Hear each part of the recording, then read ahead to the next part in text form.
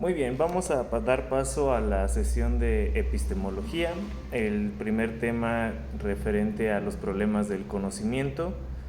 Y para esta sesión pues vamos a estar revisando diferentes corrientes de pensamiento, diferentes autores. Finalmente lo que se trata de conseguir es que logremos comprender cuál es la relación del conocimiento y la evolución de la percepción del conocimiento con la rama de la psicología. Ok, para empezar, vamos a encontrar un primer subtema que dice el problema de la posibilidad del conocimiento. Y ahí vamos a suponer el primer planteamiento filosófico que es importante a la hora de estudiar el conocimiento, que es, o sea, el primer problema o la primera situación que tenemos que tener en cuenta con el conocimiento es a qué nos referimos con conocimiento. Hoy en día podemos dar por sentado que el conocimiento puede darse como a partir del reconocimiento de algo, el tener información sobre una situación. Y todos sabemos lo que es conocer, tener alguna información que sea la referencia de la cuestión en cuestión, valga la redundancia. Sin embargo, vamos a detallarlo. No solamente se trata de el uso práctico del conocimiento, porque estaríamos explicándolo cuando sabemos explicar qué es lo que conocemos de algo, sino el origen del mismo, en sí, qué es el conocimiento.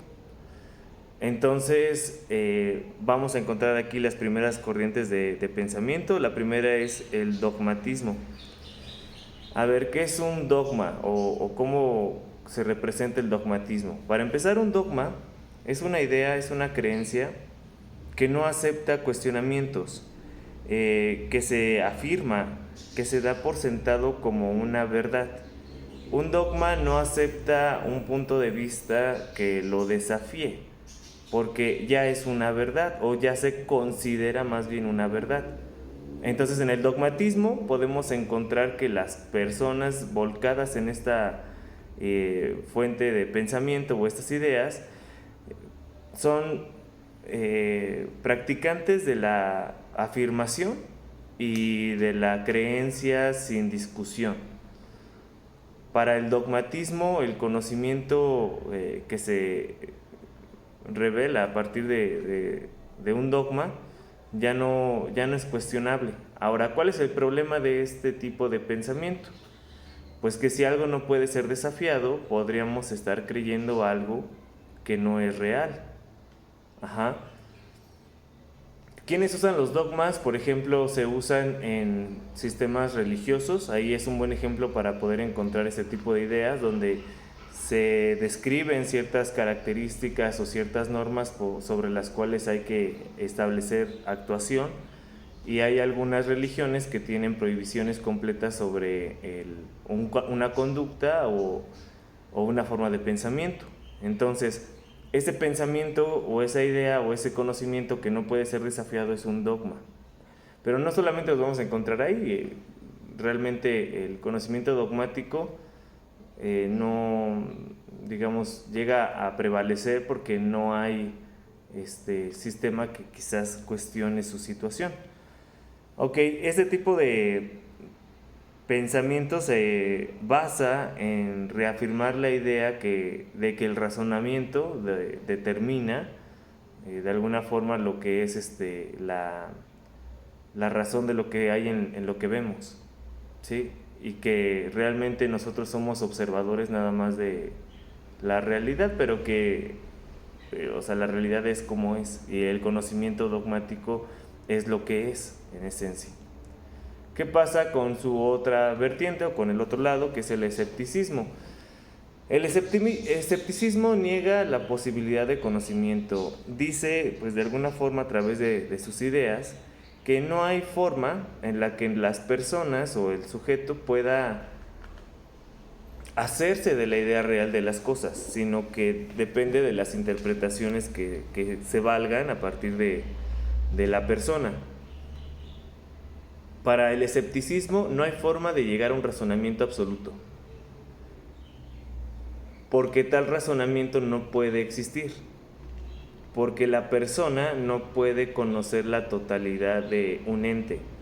Aquí en filosofía o en las materias que tengan que ver con filosofía podríamos usar mucho esta palabra de ente. Cuando hacemos esta referencia de ente, nos referimos como a cualquier cosa puede ser un ente, ¿no? Si me refiero como a algo intangible o si me puedo referir también a algo tangible. Un ente puede ser una persona, un ente puede ser una idea.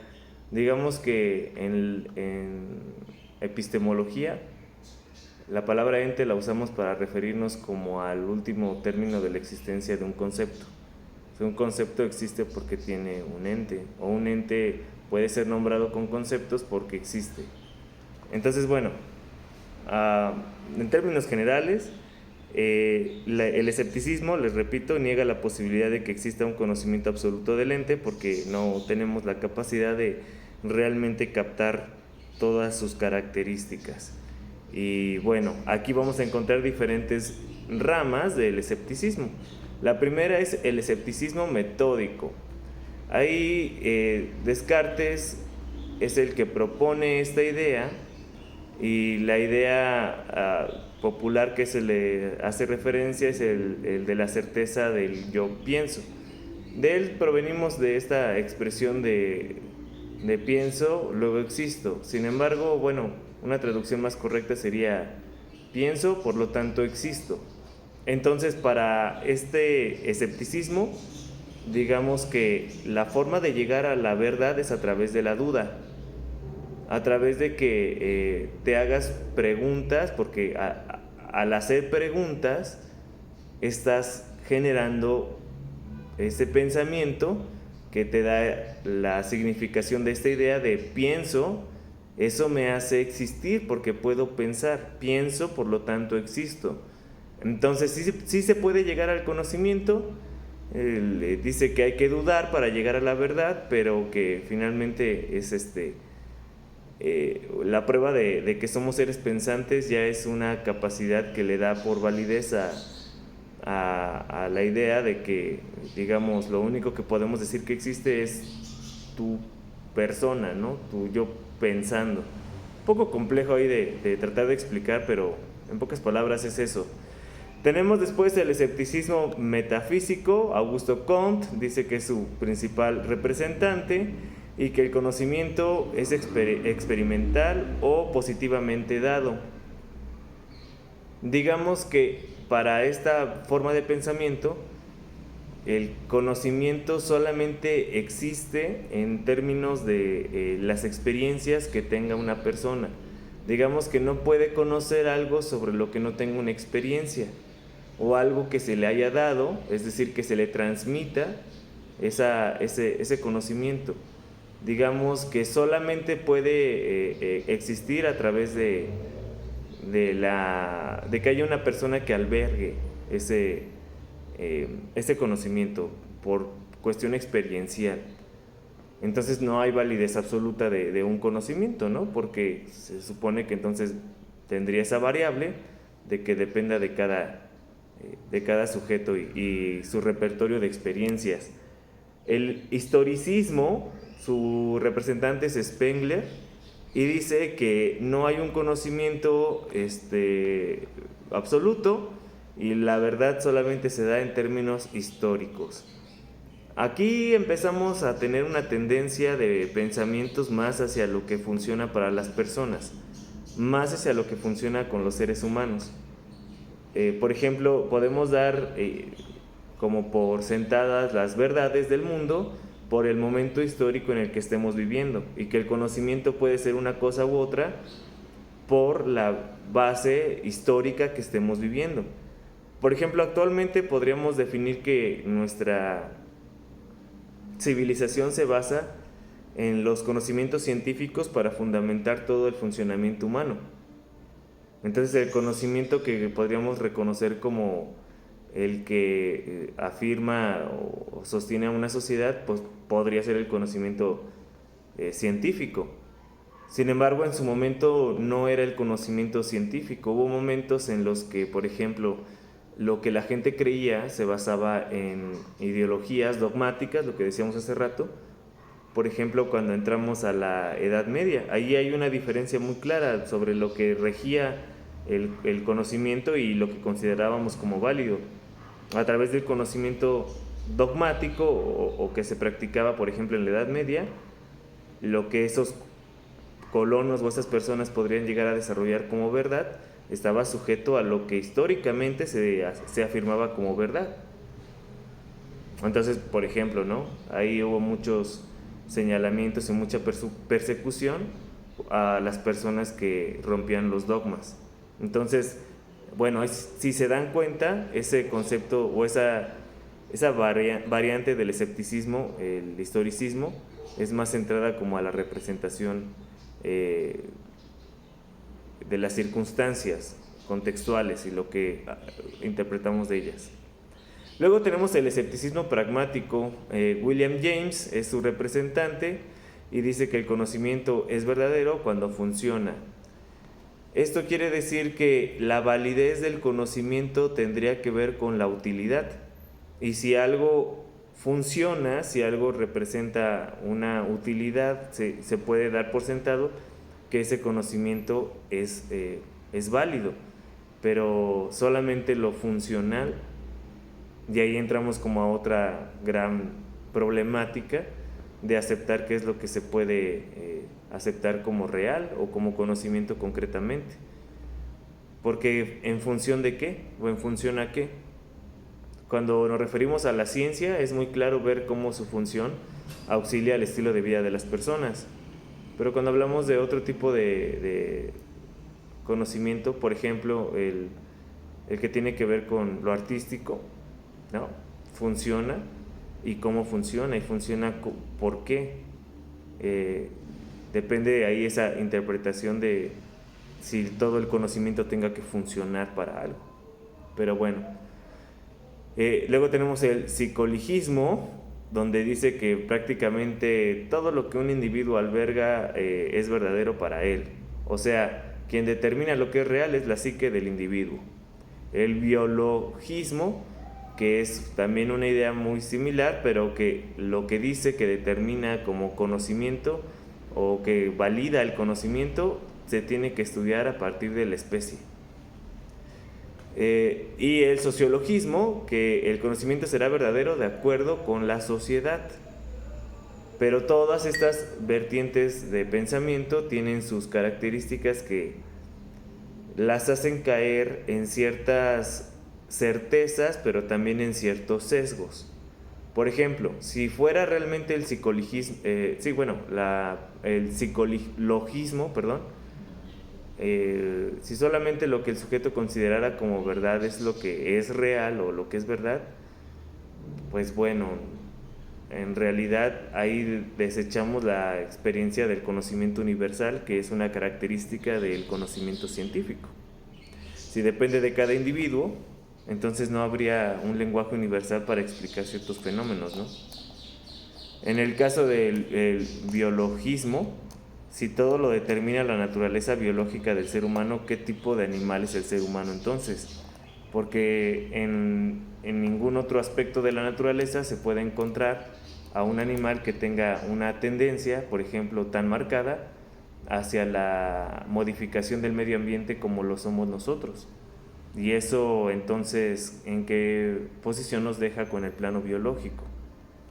No entraríamos en una categoría que se conozca necesariamente o no sé.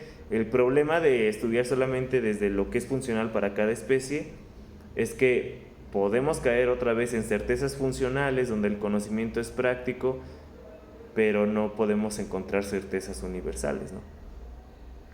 Y luego el sociologismo pues también representa varios retos, porque el hecho de que una sociedad, por ejemplo, vea verdadero lo que está de acuerdo, podemos encontrar ahí algunas problemáticas con la interpretación hasta incluso moral de lo que compone al ser humano.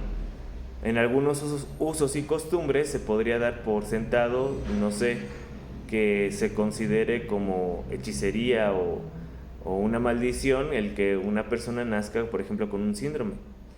Y en el caso de la sociedad, por ejemplo, el ser humano que somos actualmente, la mayor parte del mundo, en la mayoría de las sociedades, sabríamos explicar actualmente lo que es una enfermedad mental. Entonces, pues también, si lo verdadero solamente lo dictamina, si una sociedad lo acepta, pues tiene su sesgo. Y acuérdense que acá pues estamos viendo las fuentes del conocimiento. Porque los psicólogos tenemos que saber definir qué es el conocimiento y cómo se puede explicar, porque lo usamos todo el tiempo. Lo que hacemos con las personas es también hacer reconocimiento de lo que para las personas es verdadero y cómo es que lo aprenden. Y hacer, por ejemplo, también modificación de la conducta de ser necesario o algún otro tipo de estrategia, si así se pudiera llegar a justificar. ¿De acuerdo? Ok, entonces eso con la parte del escepticismo, digamos que en este caso no acepta una verdad, no se puede llegar a una verdad real porque hay circuitos de dependencia o de ambigüedad donde las personas pueden tener criterios que dependan de la sociedad o que dependan de la historia o que dependan de la especie para ser verdaderos. Entonces, simplemente lo explican de otra forma. Cada postura llega a la misma conclusión, pero lo explican de manera diferente. Luego tenemos el realismo crítico. Y encontramos a su fundador, que lo podríamos reconocer como a Kant. Y para Kant, la forma en la que podríamos llegar a una certeza es a través de una aceptación crítica del conocimiento. Para ponerlo en un término sencillo, digamos que es posible llegar al conocimiento, pero no es posible acceder al conocimiento dado por sí mismo, como en el caso del dogmatismo, que te dice que ahí el conocimiento pues está dado para sí mismo. En el caso del empirismo, que te dice que no se puede llegar a una verdad absoluta. Aquí el realismo crítico, Kant, nos dice que sí se puede llegar al conocimiento, pero necesita una actitud que sea más hacia la reflexión y a la crítica de lo que estás generando. Es decir, que puedas contemplar tu idea, pero también desarrollar esquemas que te permitan establecer cuál es la naturaleza de tu idea. Puedes estar con una certeza, puedes haber dado con una certeza, pero no todo el conocimiento se convierte en una certeza. Es a través de el análisis de esta información que podríamos determinar si lo es o no lo es. Entonces, si te das cuenta, ya en esta forma de pensamiento te abre un espacio entre el escepticismo y el dogmatismo, y te abre un espacio que va a dar como origen a otras posibilidades de pensamiento. Entonces, bueno, ¿en qué es el conocimiento? Digamos que ahí tenemos tres tipos de funciones. Para el dogmatismo, el conocimiento es lo que está dado. Para el escepticismo es una percepción de la realidad. Y para el realismo crítico es algo que se tenga que definir, es una idea en la que se tenga que construir. Entonces ahí tenemos diferentes formas de verlo. Y ahora, esto se traduce como, por ejemplo, en la formación que debe tener un psicólogo. Tú vas a trabajar en diferentes contextos y con diferentes tipos de filosofías, y aquí vale la pena empezar a conectar las cosas, porque podemos llegar a pensar que la filosofía está desconectada de la vida, o que actualmente la gente no estudia filosofía, y es cierto, la gente no estudia filosofía realmente, pero no significa que no haga filosofía o que no viva a través de una filosofía, y puede ser consciente o no. Entonces, por ejemplo, algunas personas que requieren ayuda, por ejemplo, asistencia psicológica, pueden caer en esta actitud de pensar, ¿no? Y es un argot común en la sociedad, al menos lo era en mis tiempos de estudiante el decir que una persona no necesitaba un psicólogo, o sea, que era como la idea de su escepticismo frente a lo que podría ser una asistencia psicológica. Fíjate cómo se explica una corriente de pensamiento a través de un ejemplo de un caso de una persona real. O sea, niega que realmente pueda haber una construcción de conocimiento y vive a través de lo que fue ya una negación de que la asistencia podría auxiliarle, ¿no? En algunos casos de algunas personas que pertenecen a algún tipo de tradición religiosa en particular, pueden aceptar o no también la ayuda de un psicólogo, porque en diferentes fuentes de pensamiento de fe, la psicología no está aceptada como una ciencia o como algo aceptado a través de sus dogmas, sino como una práctica que se parece más a lo esotérico. Pensemos en el caso del realismo. Una de las cosas que nosotros hacemos con las personas, por ejemplo, en el ámbito clínico, es hacerlos que lleguen a conclusiones que tengan que ver con que reflexionen sobre su propia vida, sobre su propia mente. Y eso forma una fuente de conocimiento que puede llegar a ser denominado como, por ejemplo, metaterapéutica. Entonces, hay muchas formas en las que la filosofía se manifiesta en la vida de las personas y en las sociedades. Y tú como psicólogo, como psicóloga, lo que tienes que considerar es que debes saber leer la lectura de realidad de tu sociedad y bajo qué esquemas de pensamiento se están manejando. Para la psicología como tal, pues estas afirmaciones de la filosofía dieron como resultado la necesidad de crear, ¿no?, más estrategias que explicaran la naturaleza de la mente, y empezó a incentivar más el estudio de una forma más aplicada, a darle una explicación y un fundamento a través del psiquismo mental. Está muy interesante que como psicólogos no solamente estamos estudiando la parte de una intervención con las personas, sino que estudiamos realmente cómo funciona la mente y su relación con el conocimiento. Si tú te centras en eso, te vas a dar cuenta que toda la parte filosófica es la teoría, ¿sí? Y ya con las personas es la aplicación de la teoría. Y cuando tú haces una intervención, un diagnóstico, una lectura de realidad o participas en algún eje de intervención psicológica, se espera que tú puedas tener la capacidad de hacer diferentes lecturas de realidad. Entonces, bueno, la filosofía sí sirve para mucho, y más cuando sabes aceptar que las respuestas pueden ser dadas de diferentes maneras. Luego tenemos al realismo. Dice que el conocimiento existe cuando es lógicamente válido y universalmente necesario.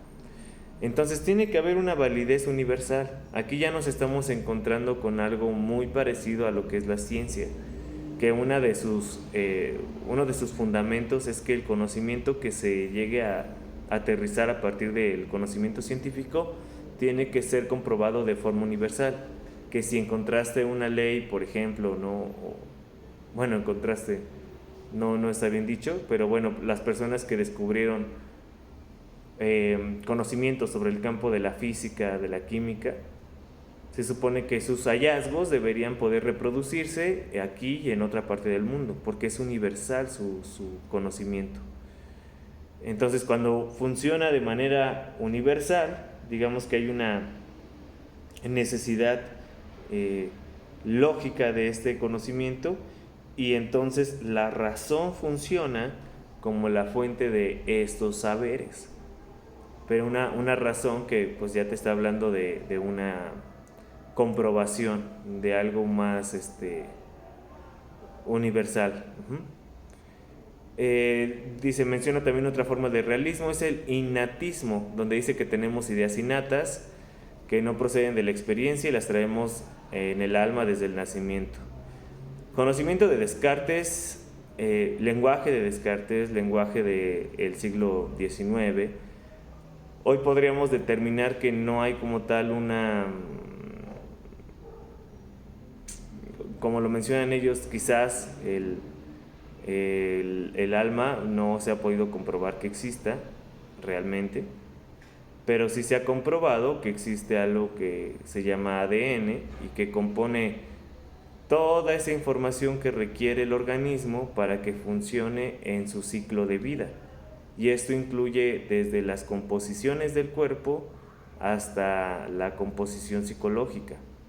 Entonces, ya se estaban acercando como a verdades que la ciencia después nos anotaría como certezas. Sin embargo, todavía el lenguaje, pues hay que entenderlo, estamos estudiando filosofía. No por eso sus ideas carecen de validez, sino más bien tenemos que actualizarlo al lenguaje que hoy es ya resultado de la evolución de las sociedades humanas. El racionalismo prácticamente te va a fundamentar que el conocimiento se tenga que provenir de la razón. Y la otra vertiente del origen del conocimiento es el empirismo. Y prácticamente es lo contrario al racionalismo. Para el racionalismo la fuente del conocimiento era la razón, para el empirismo es la experiencia. Aquí vale la pena señalar que en el caso de entender esta contrapostura al realismo, es que dice, por ejemplo, ¿no?, que solamente lo que se conoce a través de la experiencia puede ser validado porque ha sido experimental, ha sido experiencial, ha sido vivido, ha sido desarrollado. Y que en realidad la forma de obtener el conocimiento es a través de la práctica misma de la experiencia de la vida. Entonces, por un lado tenemos una escuela que nos dice que debe ser un producto razonado y por otro una cuestión de la experiencia. Y esto tiene sus traducciones a la hora de comprender cómo se forma la psicología de una persona. Aquí, por ejemplo, podríamos determinar, ¿no?, qué tanto lo que la persona puede llegar a razonar soluciona el problema o la dificultad con la que está lidiando, o se entiende de la forma en la que se necesita entender, y a veces de qué manera la experiencia es quien da el resultado sobre el beneficio perseguido a través del razonamiento. A ver, lo voy a poner un ejemplo muy sencillo. Cuando se trata del estado de ánimo de una persona y trabajamos con una dificultad para mantener un estado de ánimo pues estable, digamos que es una persona con tendencias depresivas, ¿no?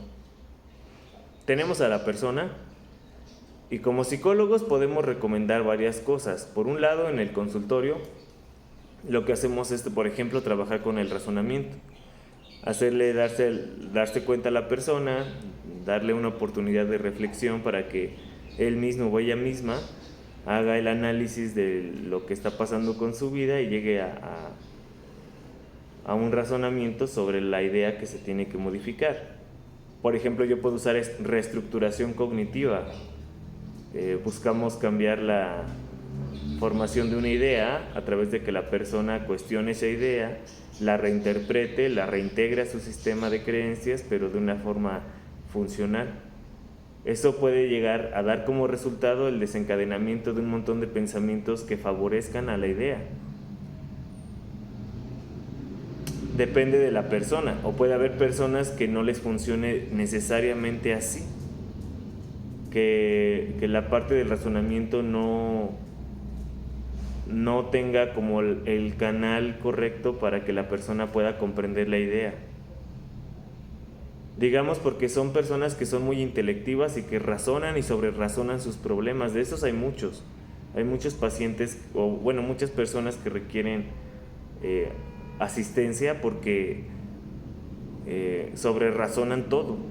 Y entonces aquí tenemos un ruido mental que quizás una reestructuración o el trabajar una idea no pueda dar el mismo resultado que si trabajamos directamente con la parte de la experiencia.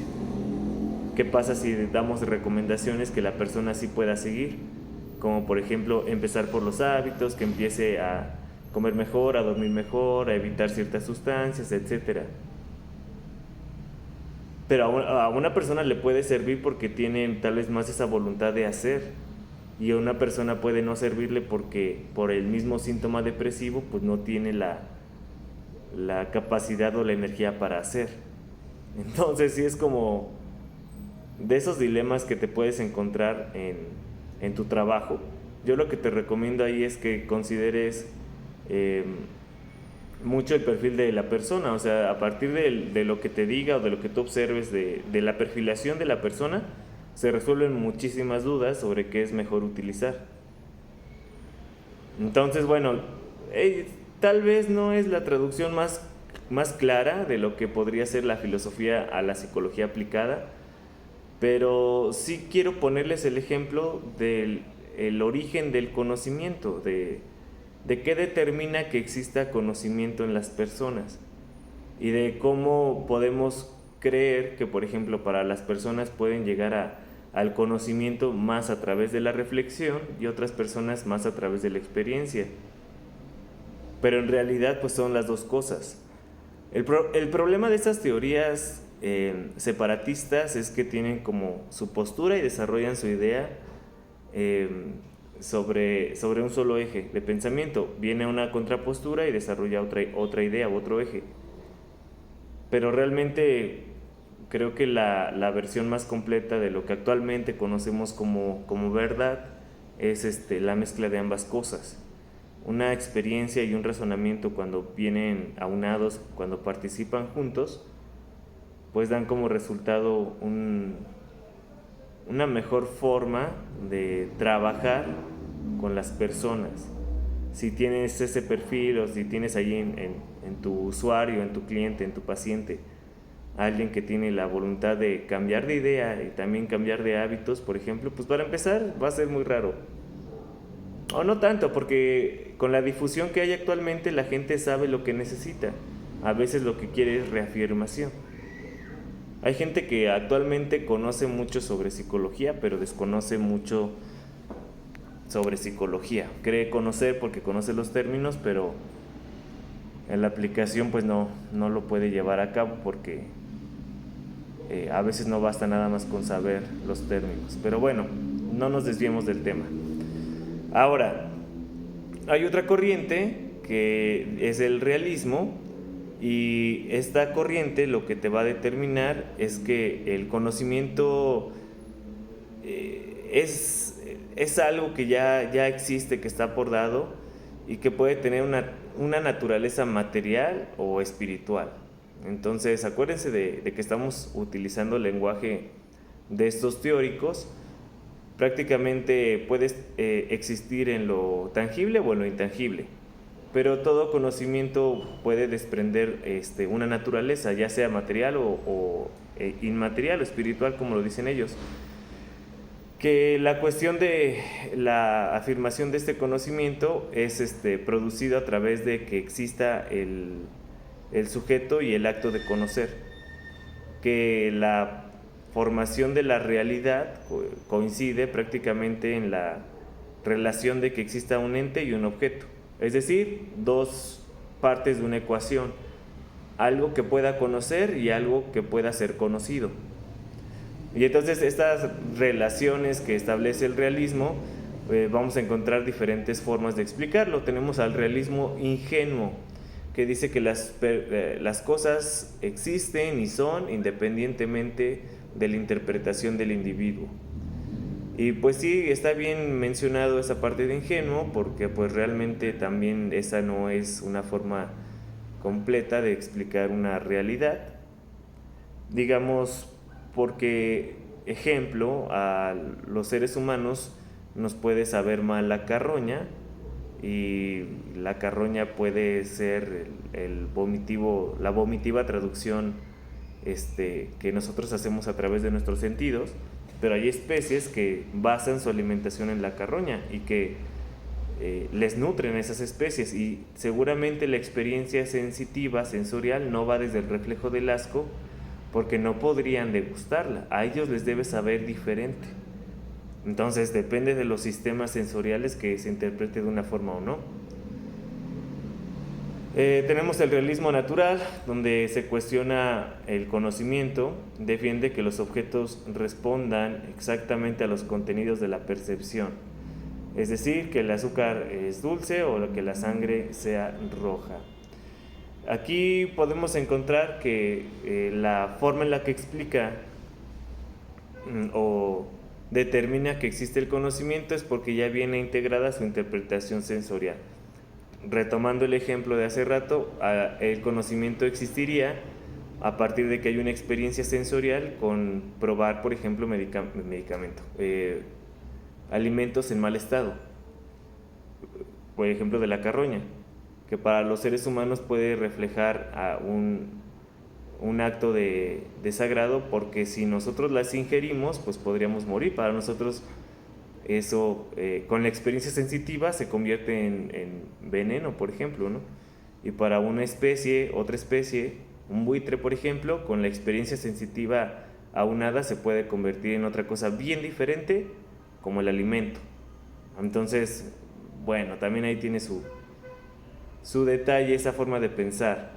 El realismo crítico dice que no todas las propiedades que hay en los contenidos de la percepción están en el objeto, que son subjetivos y que están determinados a ciertos estímulos que actúan sobre los sentidos y que explican las cualidades de las cosas. Entonces aquí podemos encontrar una versión que no solamente le da su espacio a la parte de la experiencia, sino también a la significación de la experiencia. Si se dan cuenta, son formas más graduales de ver el conocimiento en el tema del realismo. Por un lado, tenemos un realismo muy limitado a la hora de considerar que los objetos son lo que podemos percibir y así es su naturaleza. Por otro, abrimos la percepción a que puede llegar a haber una percepción en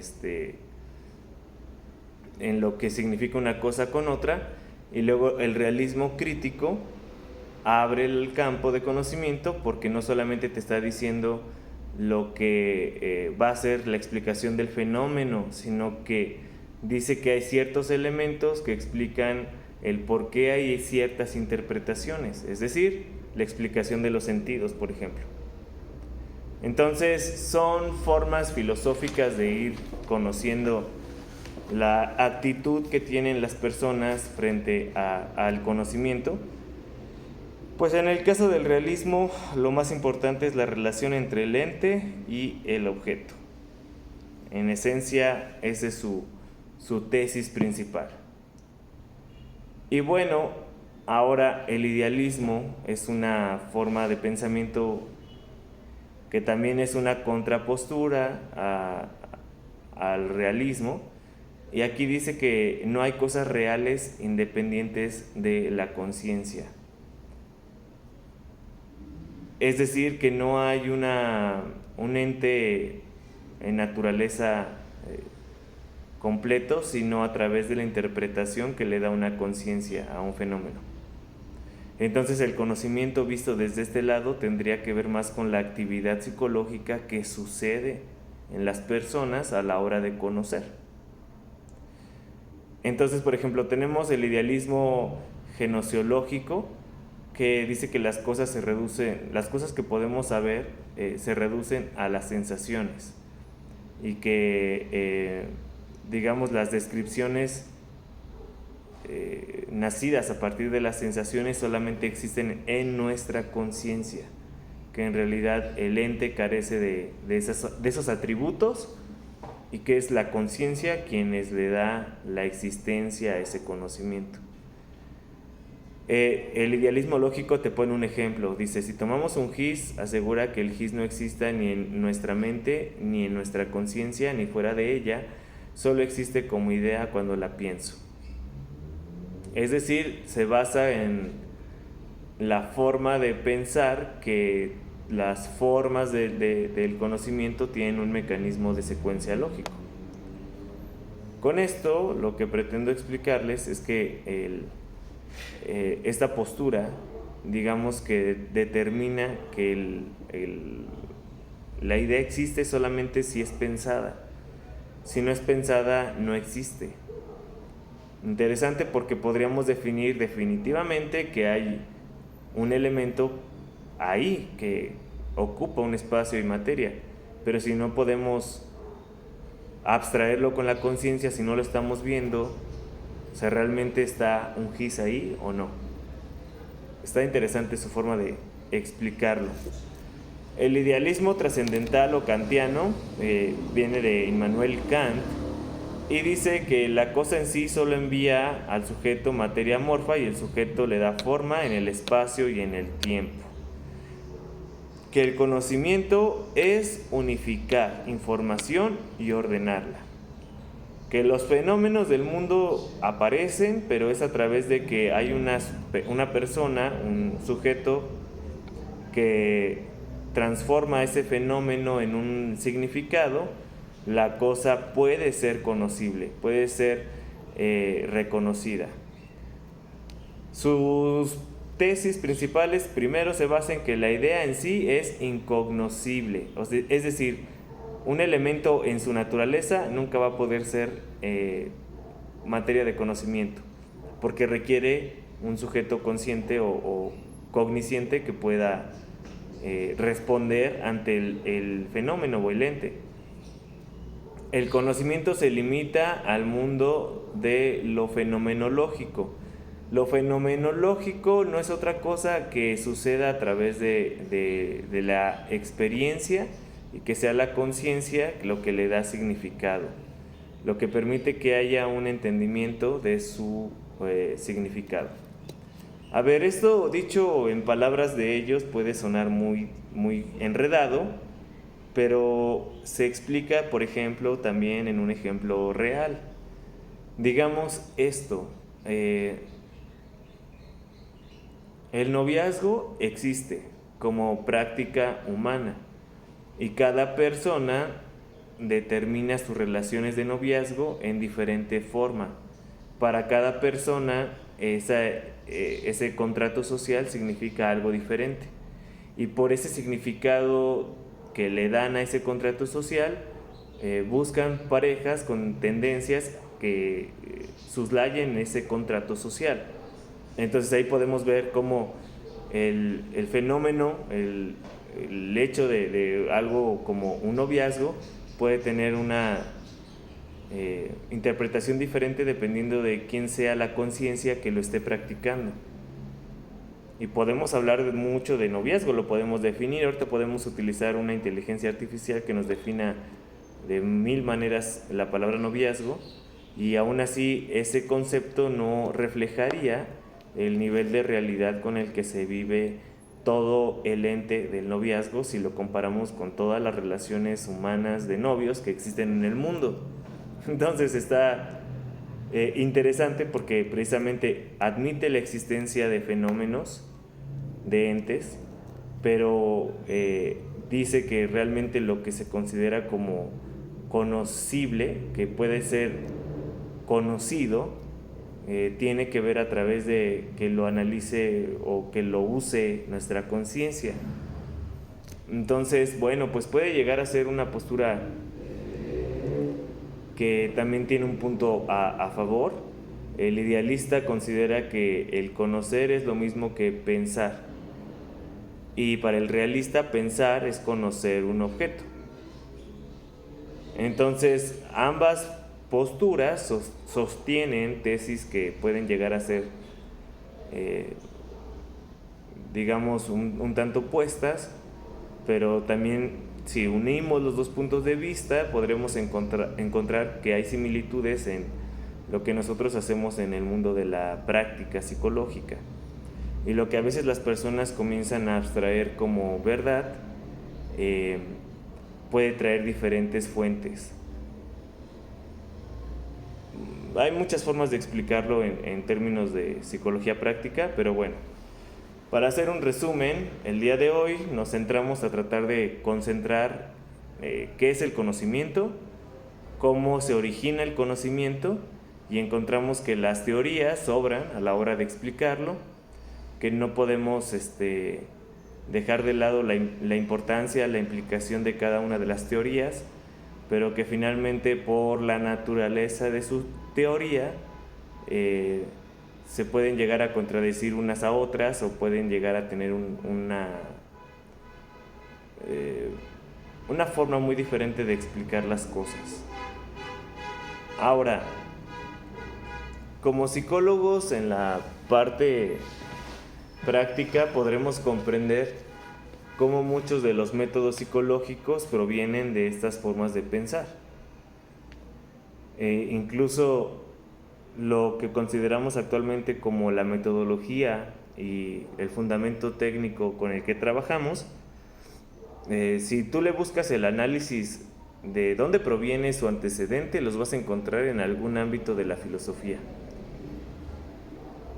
La psicología cognitivo-conductual, la psicología humanista, la psicología transpersonal, todos tienen como un fundamento de lo que debería ser su forma de trabajar y su objeto de estudio a trabajar. Y para cada versión de cada método podríamos tener algunas observaciones. En algunos casos funciona tal vez más este tipo de terapia, o tal vez en otros funcione más este tipo de terapia. O no solamente en el ámbito clínico, podemos verlo en otros estudios de la psicología.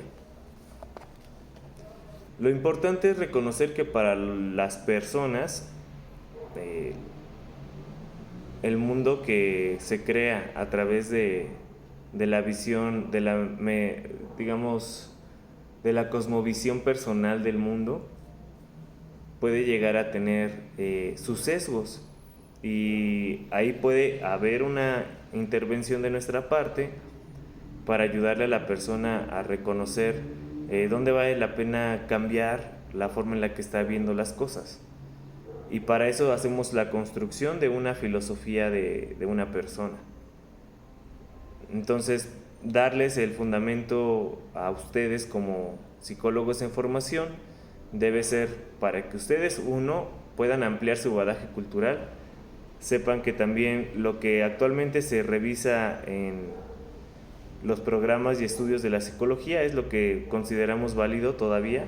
Sin embargo, se puede ir constantemente evolucionando, y si ustedes quieren o tienen el interés de ampliar la visión filosófica de su carrera, también les recomiendo revisar la filosofía oriental, porque la occidental es un poco lo que ya les expliqué, lo académico, lo que ya está categorizado con rigor académico. Pero también en la filosofía oriental podemos ver algunas percepciones diferentes, y puede explicar eso porque hay tanta variación en las sociedades entre el mundo occidental y el oriental. Entonces la filosofía es importante.